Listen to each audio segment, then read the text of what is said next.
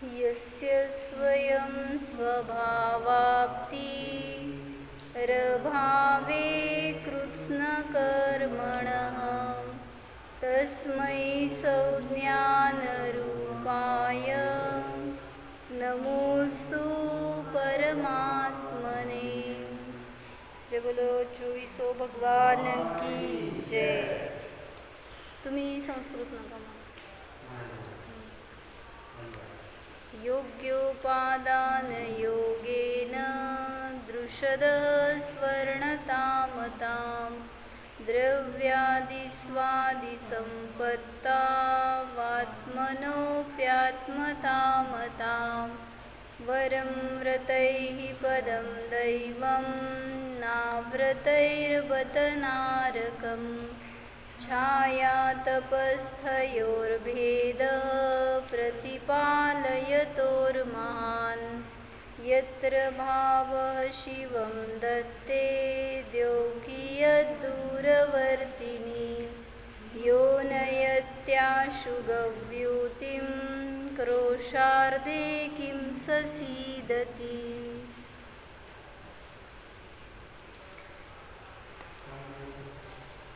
संस्कृत नाही अशुद्धी असती ना आता सुतकामध्ये, त्यामुळं संस्कृत प्राकृत उच्चारण नाही करायचे। तर तिसऱ्या श्लोकामध्ये सांगितलं आहे ना त्यांनी की व्रताने देवपद मिळतं आणि अव्रताने नरकादी पदाला प्राप्त होतो हा जीव। मग त्याला उदाहरण त्यांनी काय दिलं सांगा। जसं तुम्हाला मोक्षाला जाईपर्यंत वेळ आहे तर तुम्ही काय करणार, व्रतात राहावा अव्रतात राहू नका असं त्याचा भाव होता। मग त्यासाठी उदाहरण काय दिलं त्यांनी, कोणी मित्राची वाट बघण्यासाठी कोणी सावलीत उभारला, कोणी उन्हात उभारला। तर मला आता पावसावरनं चिंतन झालं, कोणी पावसात उभारलंय आणि कोणी घरात उभारलंय। कोणाला सुख आहे हो, भिजा बघू पाऊस पाऊस पाहिजे। म्हणजे पावसात उभारणाऱ्याला कष्ट आहे, म्हणून जो असंयमात राहणार त्याला कष्ट आहे। म्हणून संयमाला अंगीकार करा आणि किती का काळ जैनामध्ये अनंत भाव जरी गेले तरी सुद्धा तिथं तुम्हाला त्याचं कष्ट वाटणार नाही, कारण ज्याला सम्यक ज्ञान प्राप्त झालं त्याला बहिरंगामध्ये कुठली गोष्ट त्रास देणारी नसते। आणि चौथ्या श्लोकात काय सांगितलं, जो भाव मोक्षाला देतो तो भाव काय स्वर्ग आदी सुख देणार नाही का, तर देणार। उदाहरण काय दिलं,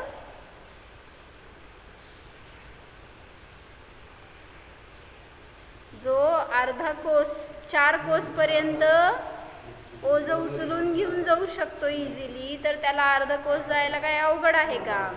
मग तसं त्याच्यावरनं मला पावसाचं चिंतन झालं, पावसावरनं जो सहजासहजी घेऊन जाऊ शकतो, पावसामध्ये घेऊन जाऊ शकतो समजा, कुठं पावसामध्ये कुठला अंतर चालत जाऊ शकतो, त्याला त्याचा त्रास नाही आहे, तर त्याला जेव्हा चांगलं वातावरण आहे त्यावेळेस ते जायला काय अडथळा आहे।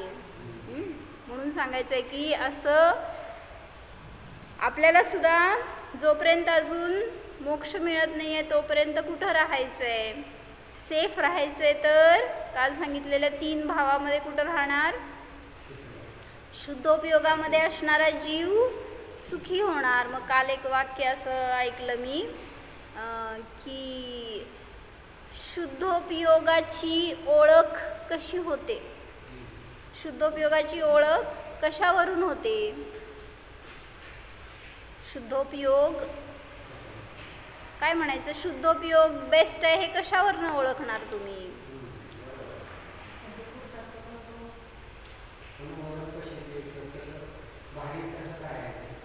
मग त्याच्यासाठी सांगितलं नातेपुतेमध्ये की तुम्हाला देवाची ओळख झाली तर शुद्धोपयोगाचं फळ काय हे कळणार, कारण शुद्धोपयोगाचं फळ अरिहंत दशा आहे। म्हणून सांगतायत की शुद्धोपयोगाने आपल्याला जे उत्कृष्ट फळ मिळतं इथे त्यांच्या, तर ते देव पर्यायावरून समजतं। काय देवांना जे काही फळ प्राप्त झाले ते शुद्धोपयोगाच्या द्वारे प्राप्त झालंय। प्रवचनसारची गाथा आहे ती 181 नंबर म्हणा। महाराजांची फेवरेट गाथा होती. महाराजजी सांगायचे, वीरसागर महाराजजी ही गाथा. सुहपरिणामो पुण्यम समजण्यासारखी आहे, मला अर्थ सांगायचा. काय? सुहपरिणामो पुण्यम असुहो पावम ती भणित म्हणणेसु. शुभ परिणामाचं फळ पुण्यबंध आहे. सुहपरिणामो पुण्यम असुहो पावम ती. घरात बसून का बरं, मग माझ्यासमोर बसून म्हणा की, या इकडं.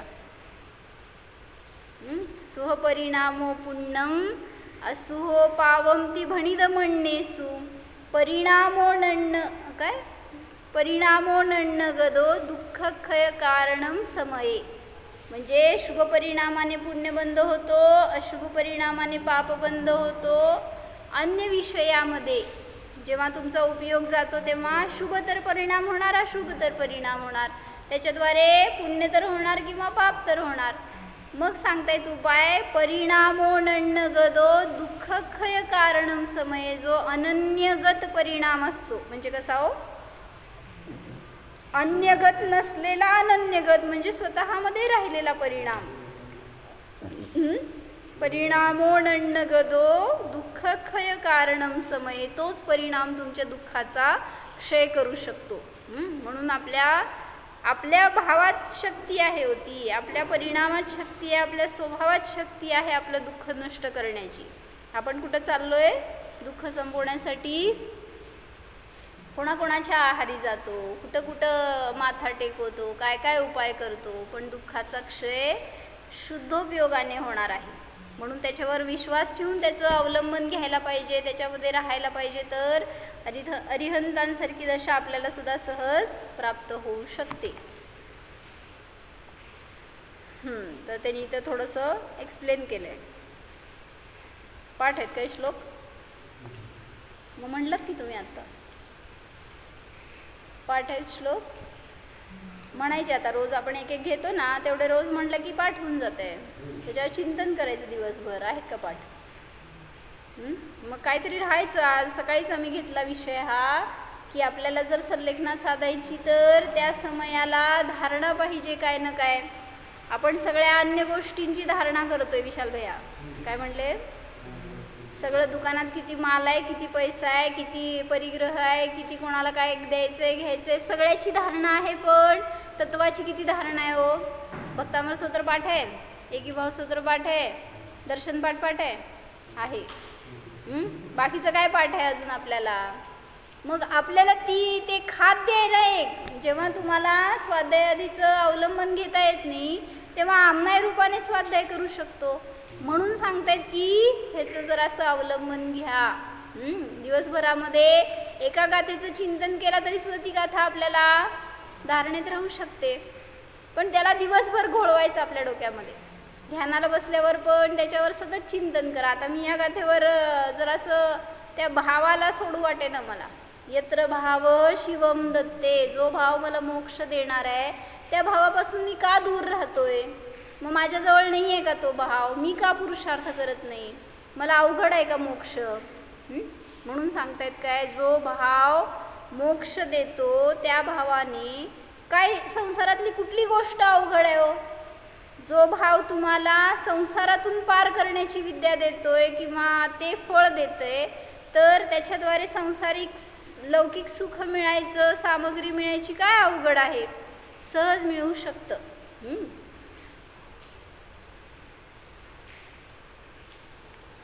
येथे शिष्य प्रश्न करतो की जर व्रताधिक शुभयोग केल्याने या जन्मीच तूर्त सुख मिळते, तर हातचे म्हणजे जवळचे स्वर्ग सुख सोडून दूरच्या पुढे होणाऱ्या मोक्ष सुखासाठी समाधी धारण करून शरीराला कष्ट देऊन आत्मध्यान करण्याचा खटाटोप का करावा? काय कळलं? मला आत्ता मोक्ष मिळणार नाही आहे, मग जी गोष्ट कधी कालांतराने कुठल्या कुठल्या भवात मिळणार आहे, कशाला मी आत्तापासून त्यासाठी कष्ट करू? कशासाठी शरीराला त्रास देऊ?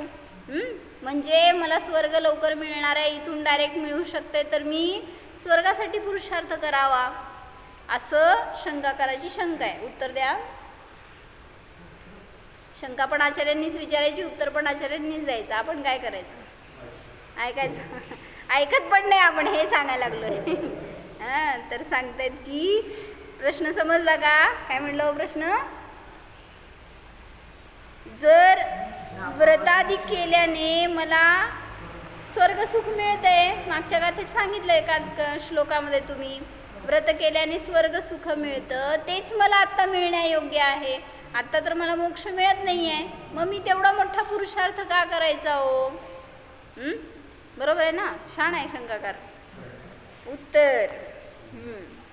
जसे व्रतादिकांचे पालन निरर्थक नाही, तसेच आत्मभक्ती करणे, समाधी योग धारण करणे ही निरर्थक नाही, अहिताचे नाही, उलट हिताचेच आहे. म्हणजे तुम्हाला जरी कालांतराने मोक्ष मिळणार आहे, तरी सुद्धा आत्ता त्याचं जर अवलंबन घेतला, हां, म्हणजे आत्ता सुद्धा त्याचं फळ तुम्हाला चांगलंच मिळणार आहे, हे सांगायचं आहे. तुम्ही स्वर्गासाठी पुरुषार्थ करू नका, मोक्षासाठी पुरुषार्थ करा तर स्वर्ग मिळणार, त्याच्यामध्ये काय अवघड नाही. काय कळलं उत्तर सांगा? जर व्रतादिकांचं पालन निरर्थक नाही आहे हे सांगितलंय त्यांनी की त्याच्याद्वारे देवपद मिळतं, तर उत्कृष्ट पुरुषार्थ म्हणजे आत्मभक्ती केल्याने स्वर्ग मिळणार नाही आहे का? स्वर्ग तर सहज मिळणार आहे, पण मला पुरुषार्थ उत्कृष्ट करायला पाहिजे. हां, ते आपल्या हिताचेच असते. ज्या शुद्धोपयोग आत्मध्यानाने समाधीने मोक्षाची प्राप्ती होते, त्या परिणामाने काय स्वर्गाची प्राप्ती होणे कठीण आहे? मुळीच नाही, मुळीच कठीण नाही. ज्याप्रमाणे जो बलवान मनुष्य काही ओझे 4 कोस लांब जलद नेण्यास समर्थ आहे, थकत नाही, त्या मनुष्याला एखादे ओझे अर्धा कोस नेणे कठीण जाईल काय? जाणार नाही, अर्थात मुळीच कठीण जात नाही. तीच गोष्ट आत्मध्यानामध्ये लागू आहे. आत्मध्यानाची भावना सहित जर तो शुभोपयोग असेल, व्रताचे फळ जे स्वर्गसुख त्याची अपेक्षा इच्छा न ठेवता मोक्षसुखासाठी आत्मध्यान हाच एक मार्ग आहे, अशी भावना ठेवून जर शुभोपयोग असेल तर तो स्वर्गसुखाला देणारच. काय कळलं? तुमचं ॲम्बिशन मोक्ष असेल, त्यापूर्वक तुम्ही शुभाचं अवलंबन करत असाल तर तुम्हाला मोक्ष कालांतराने मिळणारच आहे, पण आता स्वर्गसुख सहज मिळणार आहे. म्हणून तुमचे भाव कसे असतात त्याच्यानुसार तुम्हाला फळ मिळणार आहे. म्हणून थोडंसं असं चिंतन झालं की श्लोकात काय सांगितलं? यत्र भावः शिवं दत्ते द्योकीय दूरवर्तिनी. जो भाव शिवम दत्ते मोक्ष देतो, त्या भावाने देव कियत दूरवर्तिनी, स्वर्ग काय दूर आहे? मग मला सांगा, तुम्ही मंदिरात आला, दर्शन करायला पूजन करायला आला मंदिरात, पूजन सोडून दिलंय तुम्ही आता, तर काय हो म्हणताय विशाल भैया? तर पूजन करायला आलो आपण मंदिरात आणि पूजेचा भाव तुम्हाला मोक्ष देऊ शकतो, बरं का? बरोबर आहे का? मी भक्तिपूर्वक काय म्हणायचं असं तल्लीन होऊन तन्मय होऊन त्यांच्याशी मी जर पूजन केलं तर तो भावसुद्धा मला मोक्ष देऊ शकतो, कारण त्यांच्या दर्शनाने मी स्वतःचं दर्शन करेन आणि मोक्षमार्गस्थ मोक्षस्थ होऊ शकतो. यत्र भावः शिवम दत्ते, ह्याच्यासाठी मला सांगायचं होतं.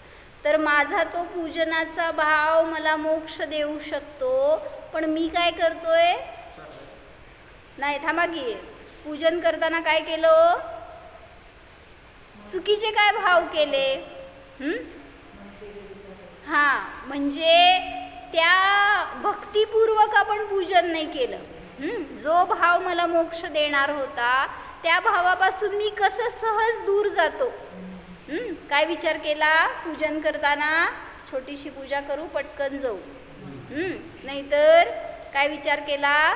म्हणले इतकं द्रव्य कशाला चढवायचं आहे, किंवा काही जे असेल ते असं की मायाचारी शेवटी भगवंतांबरोबर, किंवा म्हणलं दुसऱ्यांची पूजा कशी चालू आहे ह्याच्याकडं लक्ष.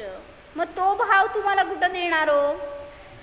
मोक्ष दूरच राहिला, स्वर्ग सुद्धा मिळणार नाही, कारण मायाचारी करतोय. म्हणून सांगितलं जो भाव मोक्ष देणारा आहे त्या भावाची शक्ती तर जाणा. आपली किती उत्कृष्टता पाहिजे, किती विशुद्धी पाहिजे, ते जर आपल्याला मोक्ष देणार आहे तर काय असेल पुरुषार्थ बघा की. तद्भव मोक्षगामी मुनी असतील, आत्ता ते ध्यानाला उभारलेत, इतकी विशुद्धी प्रगट झाली आहे, काय नाही बाहेर समजा उत्सर्ग नाही, काय नाही, बस मस्त ध्यान करून मोक्षाला चाललेत. काय असेल काय त्यांच्या परिणामामध्ये, किती सहज परिणती असणार आहे, किती स्वच्छ ज्ञान असणार आहे त्यांचं. आणि त्या ज्ञानाच्या बळावरच केवळ ज्ञान प्राप्त झालं आणि मोक्षाला जाऊ शकले. आपल्यात का नाही होत असा पुरुषार्थ? आपण का अशुद्ध करतो आपल्या ज्ञानाला, का अस्वच्छ करतो? त्यांना का नाही विचारेत जेव्हा ते मोक्षाला चाललेत की माझ्या मागं ह्यांचं सगळ्यांचं काय होणार, किंवा मग इथं अजून थोडे दिवस राहायला पाहिजे, कधी मोक्ष होणार? काहीच नाही, सहज परिणती अशी असते आणि त्याचं फळ त्यांना मोक्ष मिळतं. म्हणून एक उदाहरण सांगितलं बरं का, मुनींचे भाव कसे असतात त्याच्यासाठी. म्हणजे मुनिराजांना त्यांच्या ध्यानाचं फळ म्हणून आत्मिक आनंदाची प्राप्ती होते, आणि आपण त्यांच्याकडे पाहताना कसे भाव करतो किंवा त्याचं फळ आपल्याला कसं मिळतं ह्याच्यासाठी. आपली भक्ती कशी असते आणि अन्य कोणाची भक्ती कशी असते.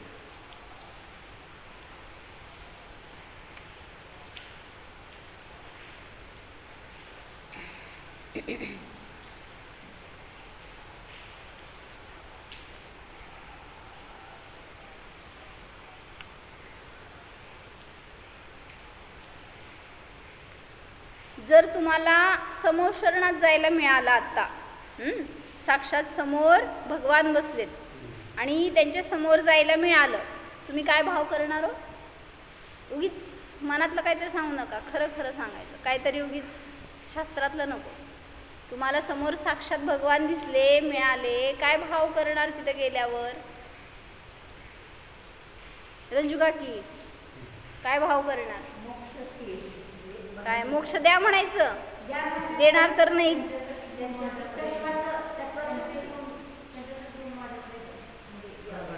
बर बोला. सेम तेच म्हणू नका तुम्हीच. नाही ना, मग काय करताय विचार?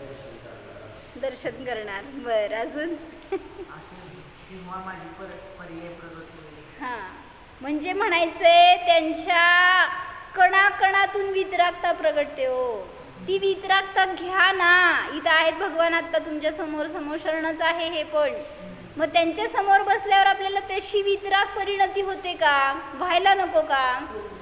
म्हणून त्यांनी एक असं घटवलं की सर्व जगाला ॲक्च्युली वितरागतेनेच सुख आहे, जिथं कुठं का असे ना. जर समजा आता अज्ञानी जन आहेत बाहेरचे, धन भरपूर आलं तर हर्ष करतात, गेलं तर दुःख करतात. अज्ञानी म्हणले बरं का, मी तुमचं नाही सांगते.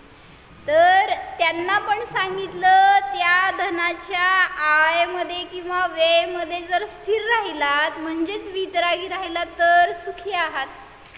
म्हणजेच म्हणायचे सगळ्या जीवांना वितरागतेमध्ये सुख आहे, पण ती वितरागता सोडून आपण राहतोय त्यामुळं दुःखी होतोय. म्हणून सांगितलं कधीही कुठल्या संसारीने समोशरणात जाऊन रागद्वेषाचे विचार नाही केले किंवा आपल्या दुःखाला बद्दल विचारलं नाही की आमच्या घरात पाणी कधी येणार, आमच्या घरात चोरी झाली तर ते कुठं सापडणार, किंवा आमचं आयुष्य किती आहे आणि आम्हाला सगळं सुख मिळणार की नाही, असलं विचारलं नाही हो. म्हणजे सांगायचंय सांसारिक गोष्टींबद्दल तिथं राग नाही राहत. जेव्हा वितरागतेच्या आपण शरण गेलो तेव्हा आपल्याला सुद्धा तसे वितराग परिणाम होतात. त्यांना वितरागतेचे महत्त्व समजते. जो कोणी त्यांच्या समोर त्यांच्याशी तल्लीन होऊन त्यांच्याबरोबर तिथं राहतो त्या समोशरणामध्ये, काही काळ का असेना तरी सुद्धा त्याला तो संसार निस्सार वाटू लागतो. म्हणून ज्याला त्या भगवंतांची महिमा कळाली, त्या जिनमुनींची महिमा कळाली, त्यांना त्यांच्याकडं काही मागू वाटत नाही. कारण नाहीच आहे ना त्यांच्याकडं काय, ते काय देऊ शकणार आहेत. म्हणून सांगितलं जेव्हा अंजनेला दोष लावला, काय शीलाचा व्यभिचाराचा दोष लावला आणि घरातून बाहेर काढलं, त्यावेळेस ती होती गर्भवती आणि तिचे प्रसव वेदना सुरू झाली, त्यावेळेस ती कुठं होती, जंगलामध्ये त्या गुफामध्ये, आणि तिथंच मुनिराज भेटले होते. आणि दर्शन केल्यावर तिला समजलं की मुनी ज्ञानी आहेत, अवधी ज्ञान मनोपरे ज्ञानी आहेत, असे म्हणजे निमित्त ज्ञानी आहेत मुनी. मग तिला असा विचार का नाही आला हो की तुम्ही सांगा की मी शीलवान आहे का नाही, मला नाही जगाला सांगा, असं का नाही वाटलं की बा या मुनींनी सगळ्यांना सांगावं की मी किती चांगली आहे. असा विचार सुद्धा स्पर्श झाला नाही, कारण तिने त्यांच्याकडनं वितरागता घेतली. आपण काय घेतो, सांगायला पाहिजे होतं, सगळ्यांना कळायला पाहिजे होतं, म्हणजे तिच्यावर न्याय झाला असता. तिला तो विचारच नव्हता. त्यांच्याकडे पाहिल्यावर तिला भाव हेच झाले की यांच्यासारखी मला साधना करायची, म्हणून ती मुनींच्या क्षेत्रामध्ये म्हणजे जंगलामध्येच राहण्याला तिने प्रेफरन्स दिलं. म्हणजे तिला तिच्यासोबत असणाऱ्या त्या सखीनी सांगितलं की तुला जर डिलेवरी करायची असेल तर कसं तू जंगलात राहून उपयोग आहे, आपण घरामध्ये कुठं गावामध्ये एखाद्यांची शरण जाऊ, तिथं करू. ती म्हणाली आता कुठल्या मोहींच्या सहवासात राहायचं नाही, कोणी रागीद्वेषी जे विषम परिणामी आहेत त्यांच्यासोबत मला राहायचं नाही. आता तेच क्षेत्र माझ्यासाठी शरण आहे जे मुनिराजांना शरण आहे. आणि त्यामुळं ती अशा ठिकाणी गेली जिथं कोणाचं संपर्क नको, कोणाचं राग नको, द्वेष नको.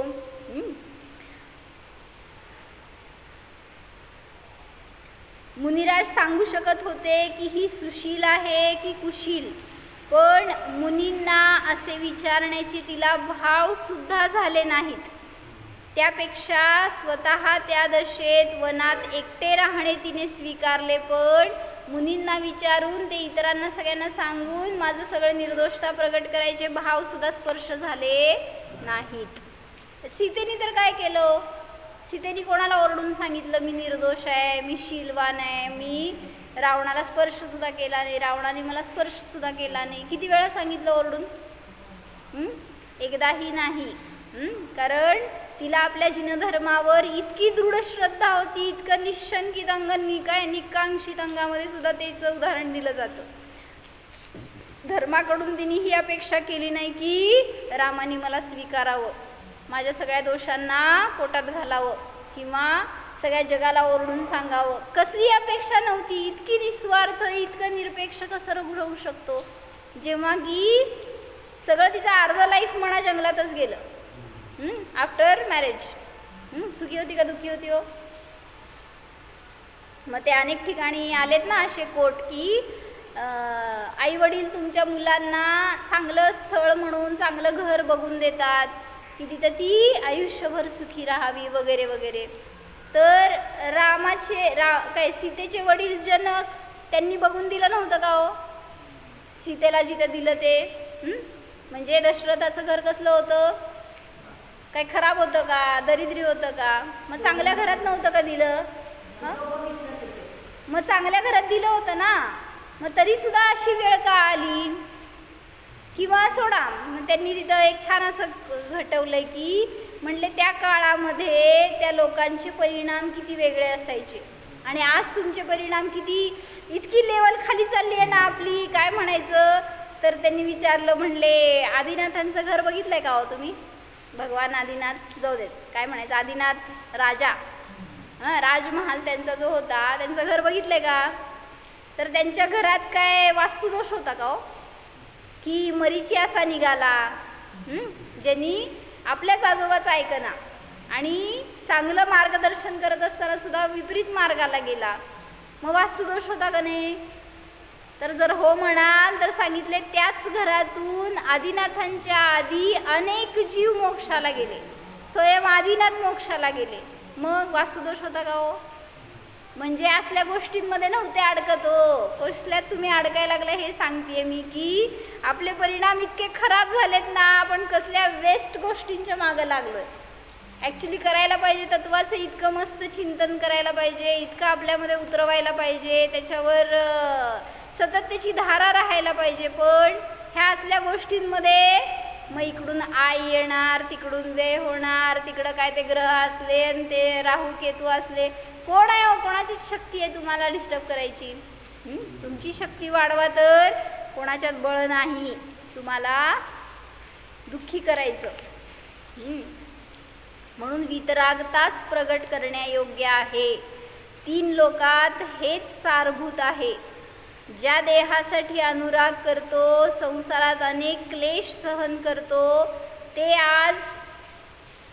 ते शरीर जे आयुष्यभर तुम्ही सांभाळलं, त्याचं काय म्हणतात सगळे नखरे पुरवले, तर सांगताय जेव्हा मेलं त्यावेळेस 2 मिनटं सुद्धा ठेवत नाहीत इलेक्ट्रिक मशीनवर नष्ट करायचं.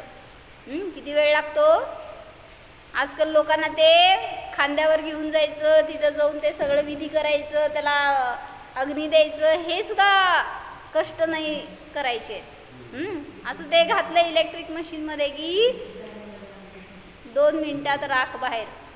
काय झालं दिसतंय का तिथं? आपलं डोळे कुठे आहेत, कान कुठे आहेत, हातपाय कुठे आहेत? मग काय होत असेल? आत गेलेलं तर आपले कोणी रिलेटिव्ह होते आणि बाहेर आलेली राख होती. काय राहिलं तिथं? मग असं तिथं आपल्याला किती वैराग्य वाढायला पाहिजे आपलं, की हे आपलं सुद्धा असंच नश्वर आहे. किती त्यासाठी खस्ता खातोय आपण, किती रागद्वेष सहन करतोय, किती त्याचे सोसले पुरवतोय.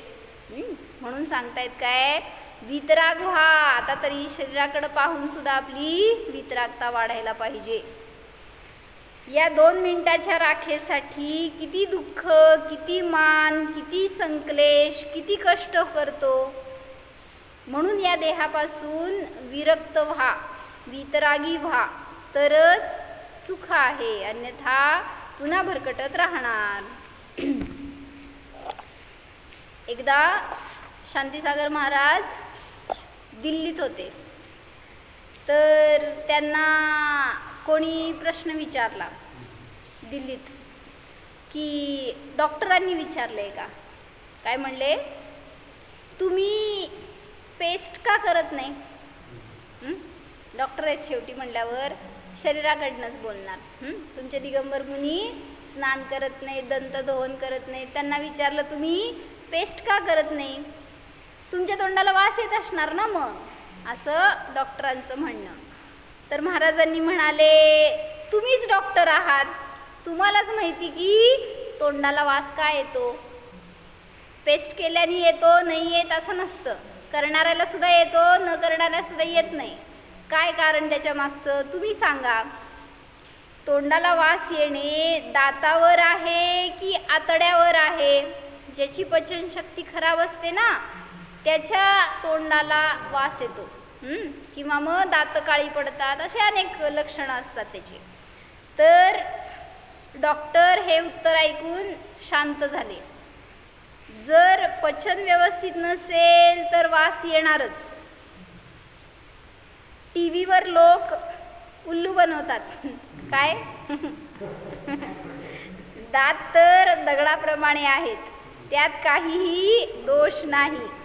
पशु पक्ष्यांना दात, पक्षी नाही पशूंना दात नसतात का हो? कुठल्या टूथपेस्टने घासतात सांगा बघू.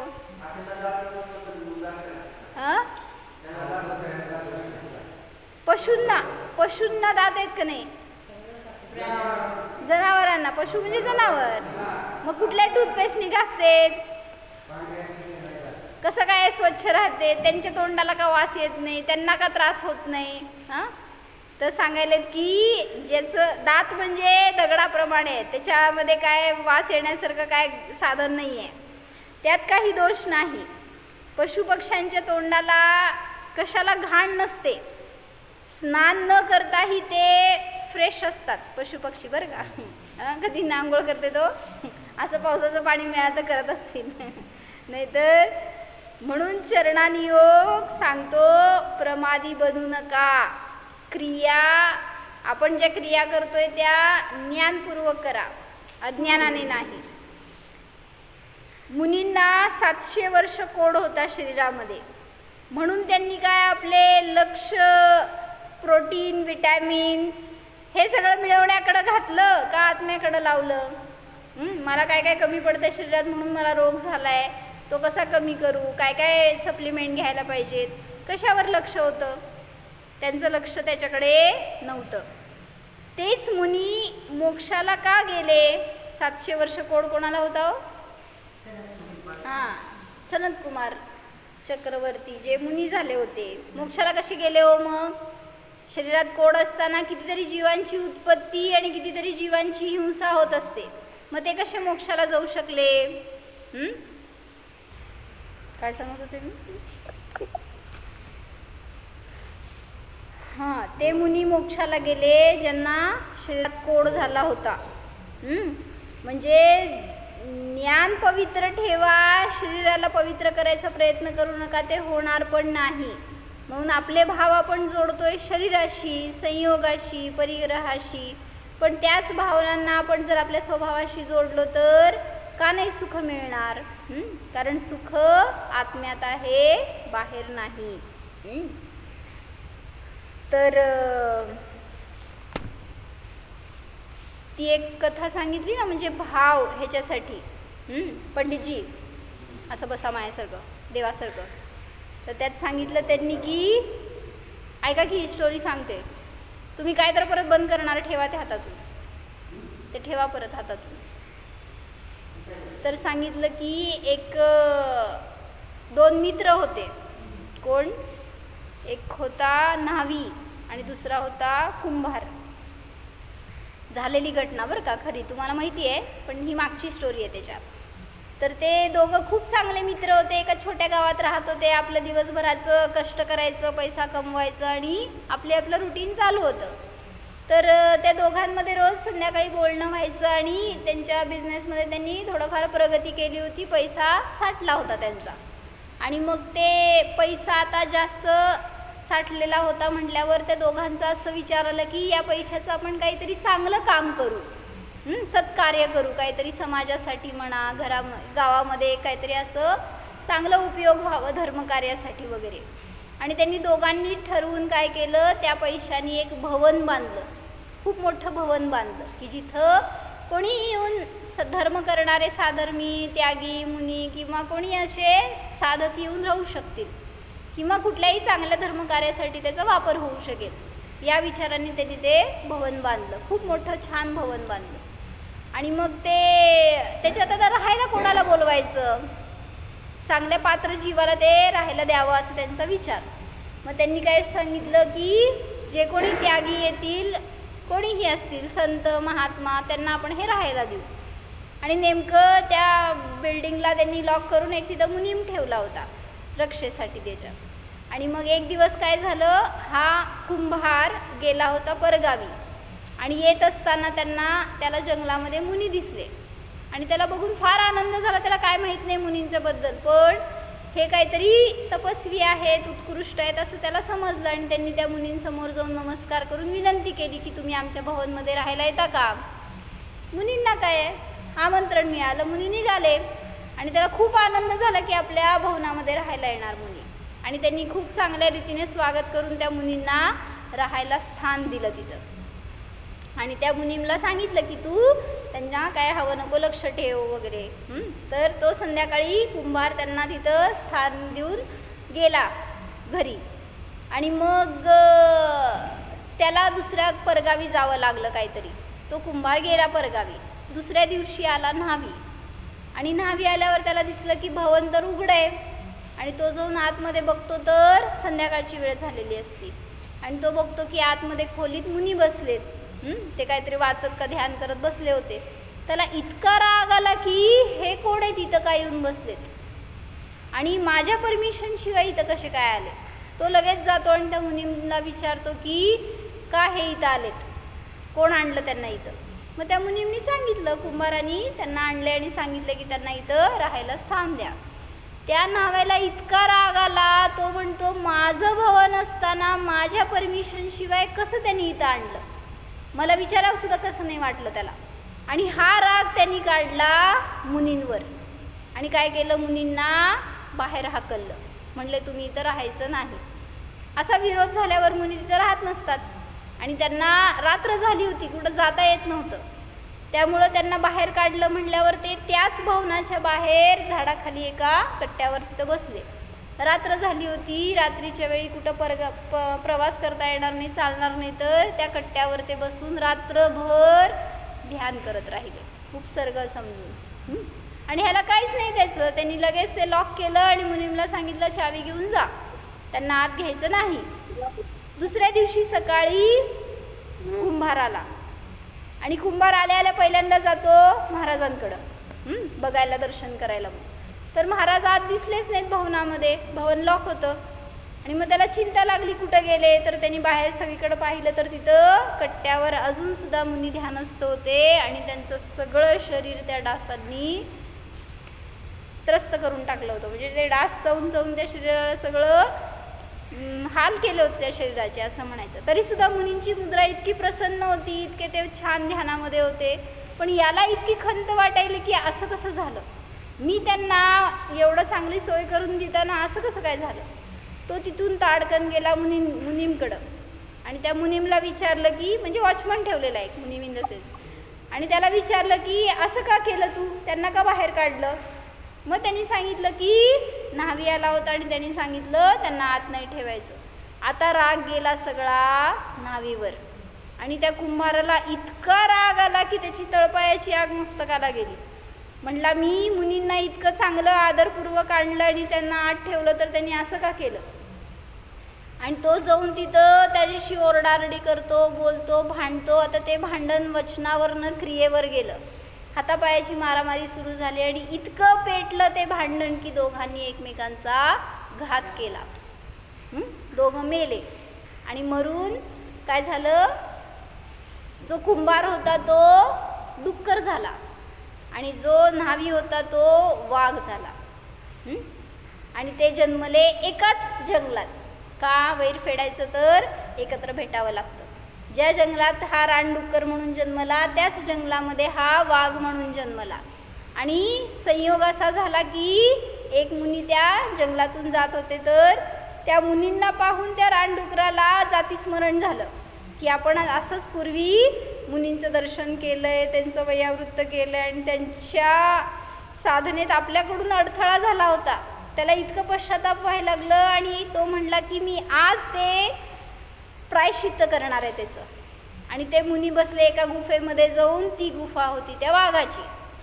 आता त्याला माहिती होतं वाघ येणार तर त्या मुनींना त्रास देईल, पण त्या डुकराचे भाव एवढे की काही झालं तरी सुद्धा या भवात मी मुनींना उत्सर्ग होऊ देणार नाही. मागच्या भवात माझ्याकडनं चूक झाली, या भवात भाव सांगायचे आहेत मला.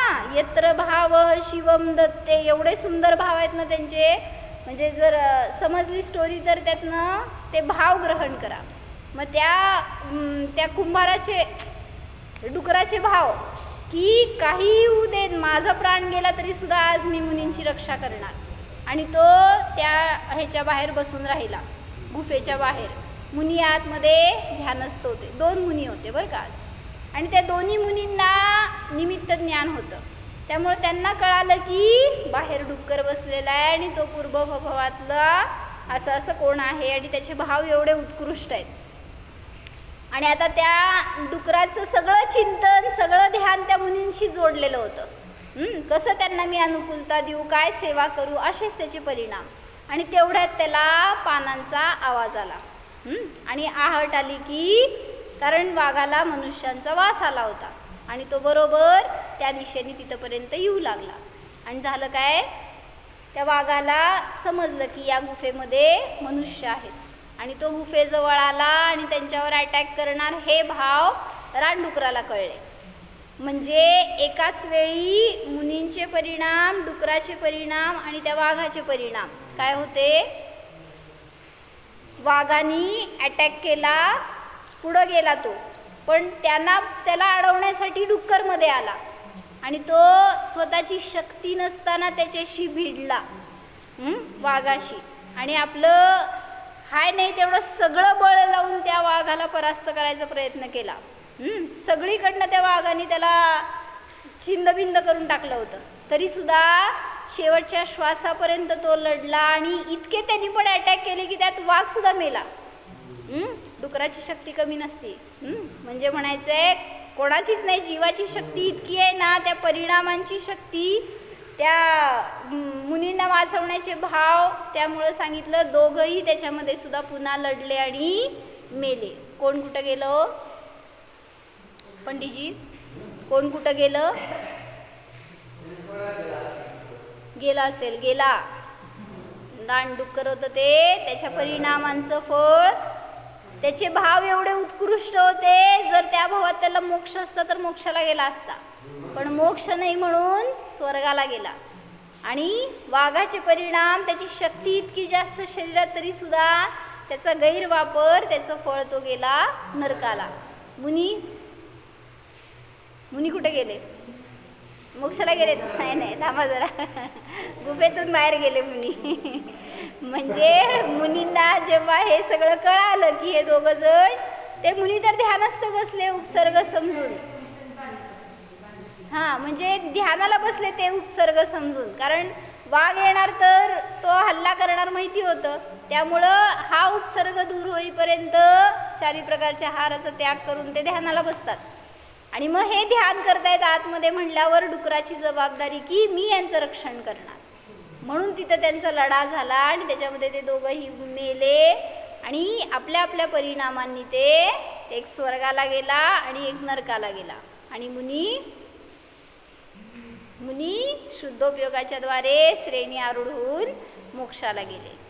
यत्र भावः शिवम दत्ते, जो भाव तुम्हाला मोक्ष देतो त्याच्याद्वारे लौकिक सुख काही अवघड नाही. म्हणून त्याच्यासाठी पुरुषार्थ करायचा नाही आहे. आपला धर्म, आपली वीतरागता, आपले स्वच्छ परिणाम कसे टिकतील ह्याच्यासाठी प्रयत्न करा. त्या परिणामांच्या द्वारे आपल्याला आपला स्वभाव मिळेल ह्याचा पुरुषार्थ करा, तर आपल्यामध्ये सुद्धा सहज वीतरागता प्रगट होऊ शकते आणि आपल्याला सुद्धा मोक्ष प्रशस्त होतो. हो जाणा.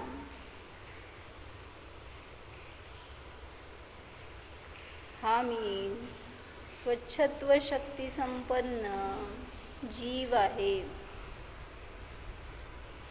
पहा, माझ्यामध्ये राग नाही, द्वेष नाही, मोह नाहीच. माझ्यामध्ये कर्म नाहीत, नो कर्म नाही, त्याचे विकल्प नाहीतच. सर्वांना जाणणारा हा मी स्थिर स्वभावी जीव आहे, न्यायक स्वभावी जीव आहे.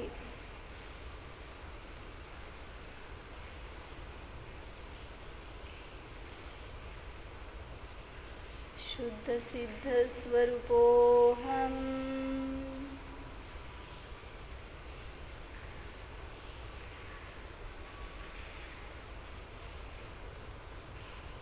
जीवोऽहम्. ओम विसर्जन. नमो हरिहं.